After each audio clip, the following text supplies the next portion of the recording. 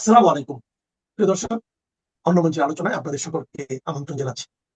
শুরুতেই জানিয়ে দিচ্ছি আজ আমাদের সঙ্গে আলোচনায় রয়েছেন শিক্ষক ও সমাজ বিশ্লেষক নাহিদ আক্তার। নাহিদ আক্তার, আপনাকে আমাদের অনুষ্ঠানে স্বাগত জানাচ্ছি। আপনাকে আ শুভেচ্ছা এবং অন্য মঞ্চের দর্শকদেরও শুভেচ্ছা। নাহিদ আক্তার, আপনি নিশ্চয়ই যেহেতু আছেন দেশে, আপনি জানেন যে গতকাল বিএনপির চেয়ারপারসন, ভারপ্রাপ্ত চেয়ারপারসন তারেক রহমান দেশে এসেছেন। এবং তার এই আশাকে নিয়ে আজকে যদি আপনি সবগুলো পত্রিকা দেখেন, সব পত্রিকাতে ১ম পাতায় মূলত এটাই প্রধান খবর। এ থেকে বোঝা যায় অন্ততপক্ষে একটু যে উনার এই আগমনটা খুবই প্রত্যাশিত ছিল সকলের কাছে। এবং এই প্রত্যাশার ভিন্ন ভিন্ন চেহারাও ছিল। একেকজন একেক কারণে উনাকে চেয়েছেন যে উনি আসুন এবং দেশের রাজনীতিতে উনি সক্রিয় হন শারীরিকভাবে। আগেও সক্রিয় উনি ছিলেন এবং শারীরিকভাবে উনাকে অনেকে প্রত্যাশা করেছেন। সেই প্রত্যাশা হয়তো মিটতে যাচ্ছে। তো এমন অবস্থায় কালকে উনি এলেন এবং মানে নানা ঘটনা প্রবাহের মাঝখানে উনি মানে আপনার ওখানে এয়ারপোর্ট থেকে বের হলেন। বের হয়ে আপনার একটা, আমার কাছে মনে হয়েছে অস্বাভাবিক নিরাপত্তা ব্যবস্থার মধ্যে দিয়ে উনি ৭ কিলোমিটার রাস্তা ৩.৫ ঘন্টায় আসলেন। এসে তারপর একটা ১৬ মিনিটের বক্তৃতা দিলেন। সেখান থেকে উনি উনার মাকে দেখতে গেলেন। এই যে পুরো ঘটনাটা হলো, উনার আগমনকে নিয়ে আপনার নিশ্চয়ই কোনো একটা চিন্তা ভাবনা ছিল। সব মিলিয়ে এই ঘটনাটাকে আপনি কিভাবে আসলে দেখছেন? ধন্যবাদ আপনাকে আর নববর্ষের আগাম শুভেচ্ছা সবাইকে। আম আসলে এমন একটা সময় উনি এসেছেন, আপনি যদি ঠিক গত সপ্তাহ বা বিগত কিছু সপ্তাহের দিকে তাকান তাহলে দেখবেন যে ভাঙচুর, অগ্নিসংযোগ দ্বিগুণ বেড়ে গিয়েছিল। যদিও পুরো বছর ধরেই মানে ২৪-এর পর থেকেই দেশটাকে ভাঙচুর করা শুরু হয়ে গেছে, হ্যাঁ? মানে আমরা বলি না যে দেশ গড়বো আমরা সবাই মিলে, কিন্তু হঠাৎ করে আমরা দেখছি যে দেশ ভাঙবো আমরা সবাই মিলে। তো এবং দেশকে পোড়াবো আমরা সবাই মিলে, দেশটাকে সুন্দর করা বাদ দিয়ে। তো এত ভয় এবং উদ্বেগ তৈরি হয়েছিল। মনে হচ্ছিল হায় আমার মাতৃভূমি, আমার আমার দেশের কি হবে? আমার দেশটার কি কিছু থাকবে না? দেখেন বাংলাদেশে আ পত্রিকা অফিস এভাবে পুড়িয়ে দেয়া, তারপরে সাংস্কৃতিক কেন্দ্রগুলি পুড়িয়ে দেয়া। এই অস্বাভাবিক অবস্থার মধ্যে আমরা কোনো আশা পাচ্ছিলাম না। কোনো আশার আলোই ছিল না যে মবের রাজত্ব, আমাদের একটা মবক্রেটিক গভর্নমেন্ট, মবকে উস্কানি দেয়া এবং মবকে দিয়ে যে কোনো দাবি আদায় করিয়ে নেয়া, মবকে দিয়ে যে কোনো কিছু ভেঙে চুরে চুরমার করে দেওয়ার একটা হত্যাযজ্ঞ, ধ্বংসযজ্ঞ চলছিল। এরকম একটা ভয়ঙ্কর পরিস্থিতিতে আমি তো ভেবেছি তারেক রহমান মনে হয় আসবেন না, উনি ভয়ে হয়তো ওনার আশাটা ক্যান্সেল করবেন। এবং আমরা সবাই জানি যে দীর্ঘদিন ধরে উনি আসবো আসবো বলেও আসতে পারছিলেন না। কেন আসছিলেন না যদিও ক্লিয়ার না, উনি বলেনি ওনার পক্ষ থেকে, কিন্তু আমরা কিছুটা অনুমান করতে পারি যে যে ধরনের ভয়ের রাজত্ব বা ভয় ভীতি দেখানো হচ্ছিল যে দেশে যাতে উনি না আসেন, এরকমও আমার কাছে মাঝে মধ্যে মনে হয়েছিল। যাই হোক, সবকিছু শেষ করে আম, উনি যখন এসছেন, উনি যখন, আমি পুরোটা সময় টিভিতে দেখছিলাম একেবারে সকাল থেকেই, ভীষণ রকমের এক্সাইটমেন্ট এবং আশা কাজ করছিল। আশা কাজ করার একটা বিষয় আমার কাছে খুব স্পষ্ট, আমি আপনাকে বলতে পারি। সেটা হচ্ছে আমি একজন নির্দলীয় মানুষ এবং আমি দাবি করে এটা বলতে পারি, আমার সব চিন্তা আমার দেশকে নিয়ে, আমার দেশের ভালো কিছু হোক, আমার দেশের মানুষের ভালো কিছু হোক সেটা নিয়ে। এখানে আমরা যদি প্রতিশোধ পরায়ণ হয়ে যাই যে আহ মানে আমরা গিয়েছি, দেখো এখন ভেঙে চুরে দেশটার কি হচ্ছে, এরকম প্রতিশোধ পরায়ণতার দিকে না, যে আমরা যদি দেখি যে কোনো রকম কোনো আশার আলো জ্বলছে কিনা। তো যখন তারেক রহমান গেট থেকে বের হলেন এবং তার বিগত দিনের কিছু কথা, সেটা আমি পরে বলছি। তো আহ, ভীষণ পজিটিভ একটা ভাইব, মানে এক ধরনের একটা আশার সঞ্চার হলো। মানে আমি জানি না কেন হঠাৎ করে আমার মাঝে এক ধরনের একটা পজিটিভিটির জন্ম নিল। মানে ওনার যে ফুল ওরা এবং ওনার যে আপনি দেখবেন যে উনি যেভাবে কথা বলছিলেন, যে কনফিডেন্স নিয়ে উনি বের হয়েছেন, এবং বের হয়ে যখন উনি সবার সাথে কথা বলছিলেন এবং বাইরে বের হয়ে উনি যখন জুতাটা খুলে তারপরে মাটি স্পর্শ করলেন ওনার পা দিয়ে, আমার কাছে ব্যাপারটা একেবারেই লোক দেখানো এবং ফেক মনে হয়নি। আমার কাছে খুব রিয়েল মনে হয়েছে। এই জন্য মনে হয়েছে যে আমিও কিন্তু 17-18 বছর ধরে দেশের বাইরে থাকি। দেশটা যেরকমই হোক, ময়লা আবর্জনায় পরিপূর্ণও যদি হয়ে থাকে, দেশে আসলে দেশের মাটির গন্ধ বা দেশের যে একটা আহ, একটা একটা বাতাস, এবং আমি আবারও বলছি দেশের যে গন্ধ, ওটা কেমন জানি মানে এক ধরনের এক মানে নস্টালজিক ফিলিং তৈরি হয়। এবং ওনার কথা আর আমাদের সাধারণ মানুষের কথা এক নয়। ওনার বাবা মা দুজনই রাষ্ট্র পরিচালনা করেছেন এবং ওনারও সেই আশা আছে। সেই হিসাবে উনি ওনার মাটির সাথে পা মানে নিজের পাটা রাখা মাটির উপরে, এবং তারপরে সেখান থেকে অনেক দূর যাত্রা করে উনি যেভাবে, আমি ভেবেছিলাম উনি খুব প্রোটেক্টেড অবস্থায় গাড়িতে চলবে, যে গাড়িটা ওনার জন্য নির্ধারিত ছিল, সেটাতে না উঠে উনি বাসে উঠেছেন এবং সেখান থেকে যে উনি ওনার যে বক্তৃতাটা যখন শুরু করলো, অনেকদিন পরে না গালিগালাজ ছাড়াও কোনো বক্তৃতা দেয়া যায়, হুমকি ধামকি না দিয়ে, জোরে জোরে গলাবাজি না করে, চিল্লাচিল্লি না করে, যে ভালো কথা বলে সুন্দরভাবে একটা ছোট্ট বক্তব্য, 10 মিনিটের 10-15 মিনিটের একটা বক্তব্য, সেই বক্তব্য দিয়ে মানুষের মনে আশার সঞ্চার তৈরি করা যায়, সেটা দেখে আসলে আমার ব্যক্তিগতভাবে এক ধরনের আশা জাগ্রত হয়েছে যে যদি কিছু ভালো হয়। তো বিগত 1 বছর ধরে আমরা একটা নতুন ধরনের রাজনীতি দেখছিলাম, নতুন বন্দোবস্ত যেটাকে বলে। তো নতুন বন্দোবস্তটা মূলত আসলে কোথাও খুঁজে পাচ্ছিলাম না যে বন্দোবস্তটা কি। বন্দোবস্ত বলতে যেটা যতটুকু বুঝেছিলাম সেটা দেখলাম যে মানে নতুন গালির প্রাদুর্ভাব হয়েছে, মানে রাজনৈতিক আপনি রাজনৈতিক আলাপে বা রাজনৈতিক বক্তৃতায় আম, গালি ব্যবহার করা হচ্ছে এবং গালিটাকে লেজিটিমেসি দেওয়া হচ্ছে, অ্যাট দ্য সেম টাইম গালিটাকে রোমান্টিসাইজ করা হচ্ছে এবং জোর গলায় চিল্লিয়ে চিল্লিয়ে বক্তব্য দিচ্ছে যে ওকে মেরে ফেলবো, ওকে ছিঁড়ে ফেলবো, ওখানে আগুন লাগাবো, ওখানে ভেঙে চুরমার করে দেবো, ওটা যে ভাঙো সেটা গিয়ে ভাঙো, বিদেশ থেকে কেউ কেউ বুলডোজার পাঠাচ্ছে, ভাঙছে চুর, সেই তারই মাঝখানে হঠাৎ করে একজন এসে ভীষণ কাম ভয়েসে, পরিশালিত ভাষায়, যেটা কিনা খুব ভদ্রচিত ভাষায়, যেহেতু আমি একজন শিক্ষক আমি এটা খুব পছন্দ করি। তো উনি যে মানে বক্তব্যটা দিচ্ছিলেন, ওনার ওনার যে ভয়েসের যে কামনেস এবং উনি যেভাবে ভাষাকে ব্যবহার করেছেন, সব মিলিয়ে হঠাৎ করে মনে হচ্ছে না, গালিগালাজ করা ছাড়াও তো স্বপ্ন দেখানো যায়, এবং গালিগালাজ করা ছাড়াও, হুমকি ধামকি দেয়া ছাড়াও তো আসলে রাজনীতি করা যায়। তো বা রাজনৈতিক বক্তব্য দেয়া যায়, বা আমার কাছে মনে হয় যে গালিগালাজ, হুমকি ধামকি ছাড়াই রাজনীতি করতে হবে, এবং সেটা উনি জি, আসলে কালকে শিখিয়ে দিয়েছেন। এটা বুঝলাম যে উনি স্বপ্ন দেখিয়েছেন, আপনি এখন ওই স্বপ্নের ঘরের মধ্যে হয়তো বা আছেন। এটা ভালো, এটা খারাপ না। এটা নিয়ে আমার কোনো বক্তব্য নেই। কিন্তু আমার কথাটা হলো যে উনি যে কথাগুলো বলেছেন, যে একটা কথা উনি বলেছেন যে ওনার একটা পরিকল্পনা আছে, ওনার একটা প্ল্যান আছে।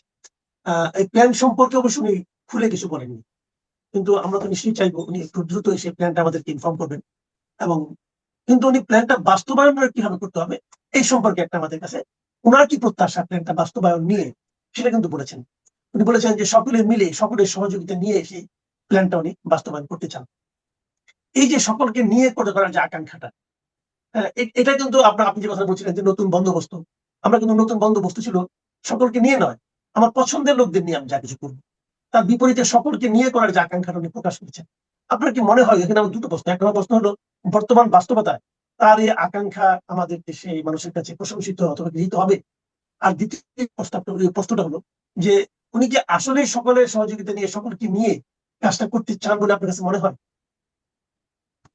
প্রশ্নটা এই মুহূর্তে খুবই ডিফিকাল্ট।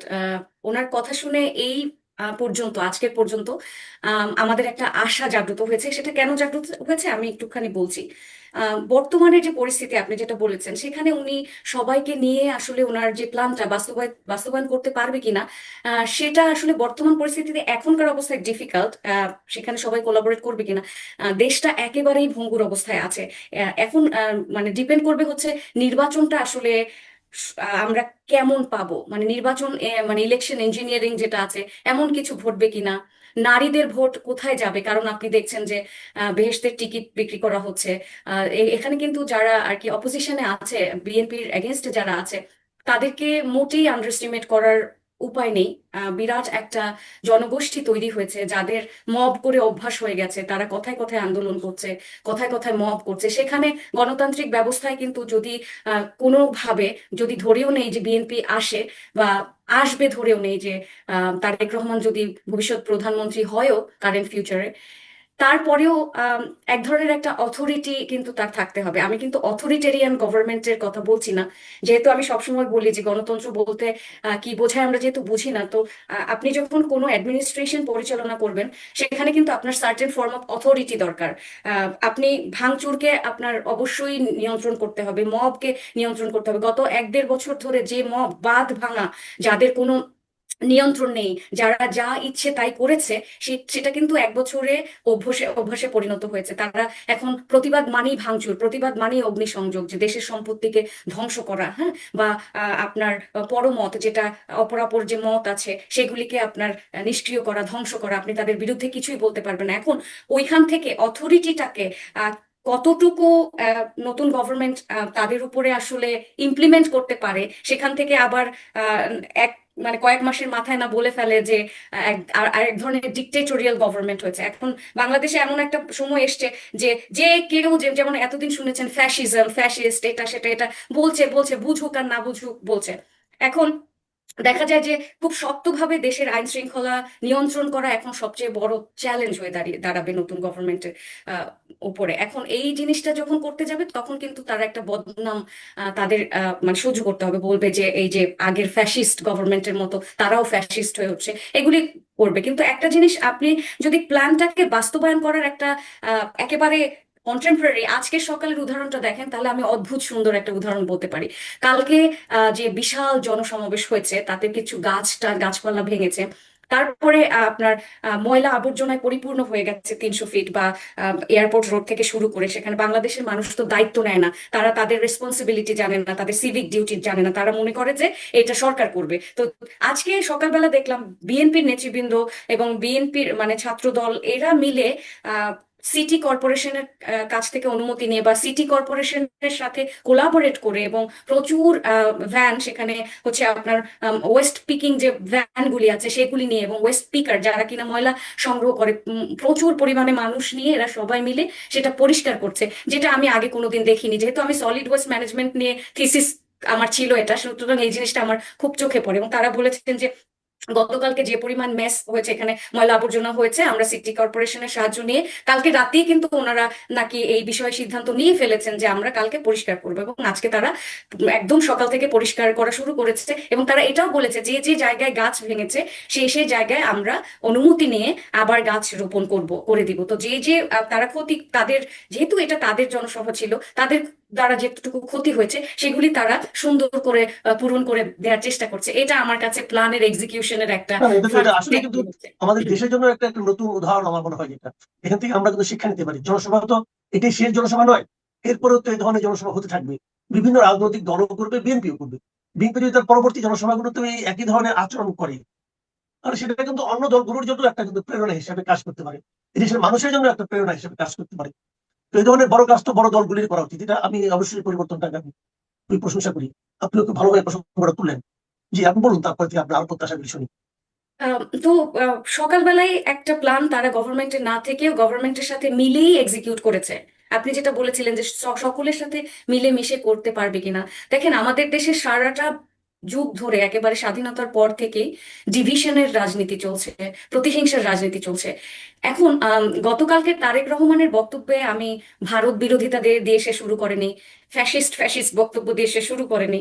তো এখানে ওনার ভয়েসে এখন পর্যন্ত আমি খুব বলতে পারেন যে ওরকম প্রতিহিংসা দেখতে পাইনি।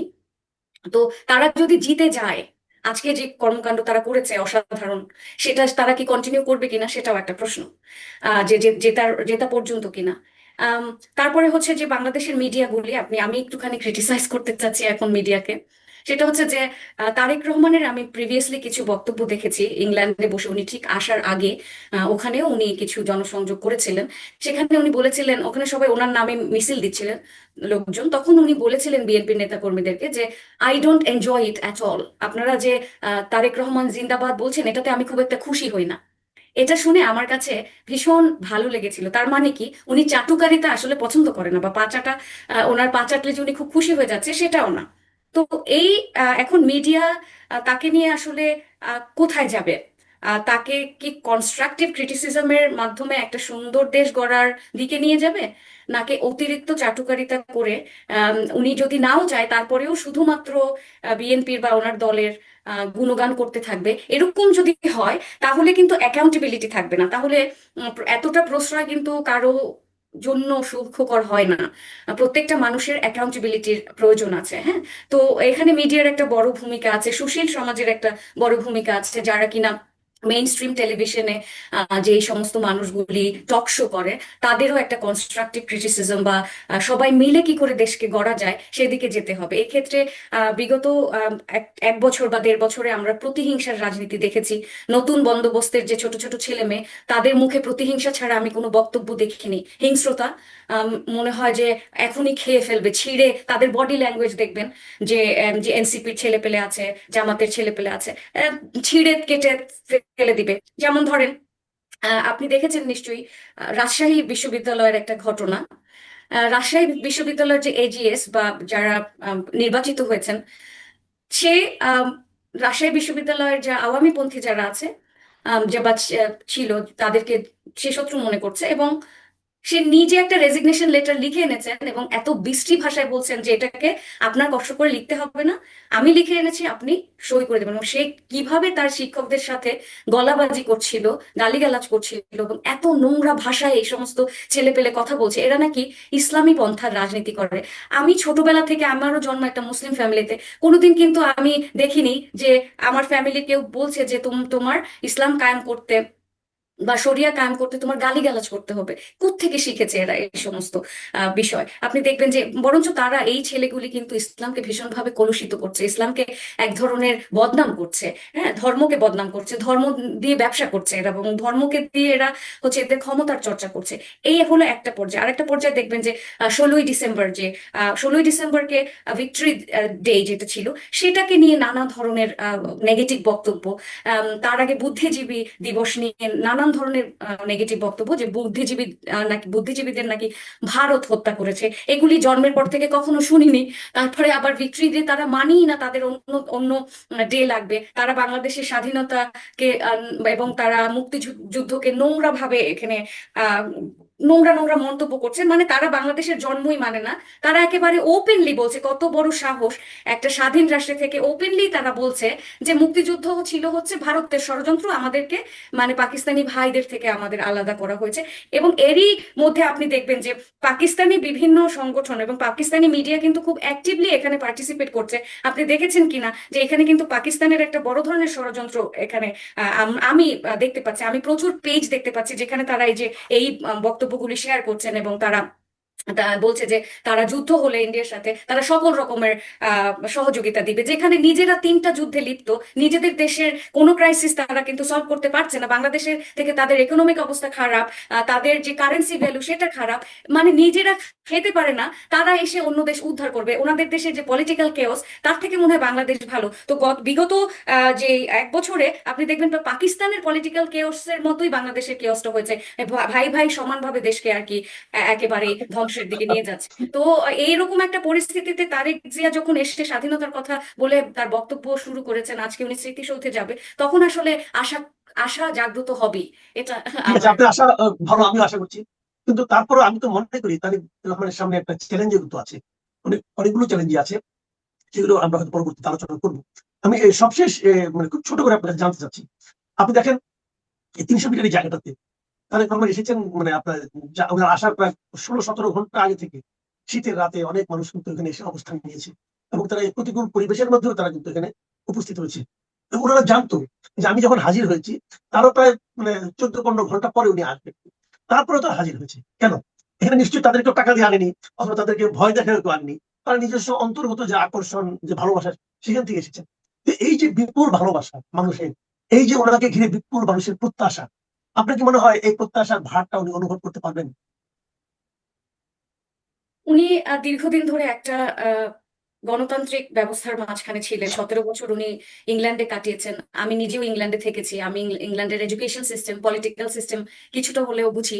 তো ওনার যে একটা শিক্ষানবিশ পিরিয়ড হয়েছে, উনি নিশ্চয়ই সেখানে নিশ্চুপ ছিলেন না। উনি পড়েছেন, উনি দেখেছেন, উনি ওখানে প্রচুর মানুষের সাথে আহ, যোগাযোগ করেছেন। ওখান থেকে রাষ্ট্র কিভাবে খুব পিসফুলি পরিচালনা করতে হয় আপনি দেখেছেন। উনি পিস শব্দটাকে সেভারাল টাইম ইউজ করেছেন, কারণ উনি বুঝেই গেছেন যে বাংলাদেশ সে শান্তি নাই, আমাদের শান্তি প্রয়োজন। তো এই জিনিসটা যেহেতু ওনার একটা প্র্যাকটিক্যাল শিক্ষা হয়েছে একটা মানে বলতে পারেন একটা পিসফুল কান্ট্রি থেকে, একটা গণতান্ত্রিক কান্ট্রি থেকে, সেই জিনিসটাকে যদি উনি কিছুটা হলেও এক্সিকিউট করতে পারেন সবাইকে নিয়ে। এখন দেখেন ওনার সবচেয়ে বড় চ্যালেঞ্জ হচ্ছে উনি হয়তো ইংল্যান্ড থেকে একটা নতুন কি বলবো, লার্নিং বা লেসন হয়তো পেয়ে এসছেন। ওনার কথায়, ওনার ম্যাচুরিটি, ওনার শব্দ চয়ন সব কিছুতেই আমি ওই জিনিসের ছায়া দেখতে পাই। যেহেতু আমি নিজে ইংল্যান্ডে পড়াশোনা করেছি, আমি জানি কিভাবে ইংল্যান্ড ওয়ার্ক করে। খুব ওদের ভাষা ভীষণ সুন্দর। আপনি যে জানেন যে ব্রিটিশরা থ্যাংক ইউ, সরি ছাড়া কোনো কথা বলে না। আপনাকে কাটিয়ে যেতে হলেও ওরা বলবে সরি, মে আই গো। তো সুইট হার্ট, লাভ, এগুলি ছাড়া ওদের, ওরা ওরা কাউকে গালি দিলেও ইউর নট রাইট লাভ, মানে এরকম বলবে। যে ওই সেখানেও তারা খুব ভালোবাসা শব্দটাকে ব্যবহার করবে। তো ওই ব্যাপারটা যদি ওনার মধ্যে পুরোপুরি আসে, তাহলে উনি সেটা করতে চেষ্টা করবে, আমি আশা করি। কিন্তু কথা হচ্ছে এখানে যে উনি তো একা দেশ পরিচালনা করতে পারবে না, বা ওনার একার মতে তো আর সবকিছু চলবে না। যারা দীর্ঘদিন বাংলাদেশের রাজনীতিতে অভ্যস্ত হয়ে পড়েছে, যে কেওটিক রাজনীতি, এবং যেখানে আম, পরমতকে দমন করার রাজনীতি, এই ধরনের রাজনীতিতে যারা অভ্যস্ত, যারা দলের হচ্ছে আপনার নেতাকর্মী বর্তমানে আছেন, তারা কি আহ, ওনাকে কোঅপারেট করবে কিনা, বা উনি যেভাবে চায় সেভাবে আসলে ওনারাও চলতে পারবে কিনা, এই ধরনের অনেক চ্যালেঞ্জ এখানে থাকে। পাবলিক তো একটা চ্যালেঞ্জ হয়ে দাঁড়িয়েছেই, তৌহিদি জনতা একটা চ্যালেঞ্জ হয়ে দাঁড়িয়েছে, যেটা তো আমাদের তৈরি হয়ে গেছে। এমন না যে এটা মানে তৈরি হয়নি, একেবারেই বাস্তবে আমরা সবাই দেখতে পাচ্ছি। সেখান থেকে এই যে পাবলিক একটা ফোর্স তৈরি হয়েছে, এই যে একটা আপনার মব, যেটাকে আমরা বলি, যে ধরনের মব তৈরি হচ্ছে, সহিংসতা তৈরি হয়েছে, হ্যাঁ, প্ল্যান করে আক্রমণ করছে, যেটা মবও বলা যায় না, যে প্ল্যান করে যে মানে সবাই মিলে যে একটা জায়গাকে আগুন দিয়ে দাও, এগুলি হচ্ছে। এরই মাঝখানে ওনার যারা আহ, আছেন আশেপাশে, তারা কি কতখানি ওনাকে কোঅপারেট করবে, বা চাইবে যে দেশটা ঠিক হোক। করাপশন আমরা আগে দেখেছি যে বিএনপি যখন ক্ষমতায় ছিল, প্রচুর করাপশন হয়েছে। তো ওই করাপশনটা কি আসলে, করাপশনে কিন্তু চ্যাম্পিয়ন হয়েছিল তখন। তো ওগুলি কিন্তু আমাদের মাথায় রাখতে হবে, যে করাপশনে কি আবার চ্যাম্পিয়ন হবে, নাকি ভালোর দিক থেকে চ্যাম্পিয়ন হবে। সেই জিনিসটা কিন্তু আমাদের জি, যা বুঝতে হবে। বুঝতে পেরেছি। অনেক ধন্যবাদ, অনেক ধন্যবাদ ডাক্তার। আপনি মানে আরো অনেকের মতোই তারেক রহমানের আগমনটাকে খুবই পছন্দ করছেন, আশাবাদী হচ্ছেন। আমি নিজেও আশাবাদী হতে চাই। তো আমরাও দেখতে চাই। তবে আপনার আশঙ্কার কথা বললেন যে মোসাহিবিগুলি যা হচ্ছে আজকে বিভিন্ন আপনি যে বলেন, আমি নিজেও খেয়াল করেছি। আজকে পত্রপত্রিকা এগুলো আমি দেখেছি। আমি একটা পত্রিকা দেখলাম, সেই পত্রিকার ফার্স্ট পেজে, আমি নিজে যেহেতু সাংবাদিক, আমি কন্টেন্ট অ্যানালাইসিস গুলো আমি এমনি এমনি করি, এটা আমার অবচেতন মনেও করি। তো আমি দেখলাম যে একটা পত্রিকার প্রথম পাত্রে 11টা নিউজ ছাপা হচ্ছে, 11টা। ফার্স্ট পেজে মোট নিউজের সংখ্যা 11টা, এবং এই 11টা নিউজের 11টাই তারেক রহমানকে নিয়ে। এটা হতে পারে না। এটা কোনো জার্নালিজম নয় আসলে। কিন্তু ওনারা করেছেন, এবং এই যে ওনারা করেছেন, এটা কিন্তু ওনারা পাঠকের কথা বিবেচনা করে করেননি। এটা ওনারা করেছেন মোসাহিবি করার জন্য। হয়তো কালকে এই পত্রিকা একটা কপি দিয়ে ওনার কাছে যাবেন, হয়তো ওনারা যাওয়ার মতো আছে, যে বলবেন, দেখাবেন, দেখেন আমরা আমাদের সব পত্রিকা আপনি করবেন। তো এই তারেক রহমানকে যারা পছন্দ করেন, তারাও কিন্তু একসময় তারেক ময় হতে চাইবেন না। আমার জীবনে পুরোটাই উনার দ্বারা হবে, এটা ওনার পছন্দ হয়তো করবেন না। আমি জানি না সামনে কি আছে। তারপরেও আমরা আশাবাদী হই, আমরা সামনের দিকে তাকাই, এবং আমরা চাই উনার ভালো যেগুলো, ভালো ভালো যেগুলো আপনি বলেন, সেগুলো অন্যরা অনুসরণ করুক, উনার দলও অনুসরণ করুক। আমরা আগামী দিনে ঐক্যবদ্ধ এবং শান্তিপূর্ণ জাতিতে পরিণত হই, এই কামনায় আমরা আজকে অনুষ্ঠান শেষ করছি। আপনি ভালো থাকবেন প্রিয় দর্শক। এখনই পর্যন্ত আল্লাহ।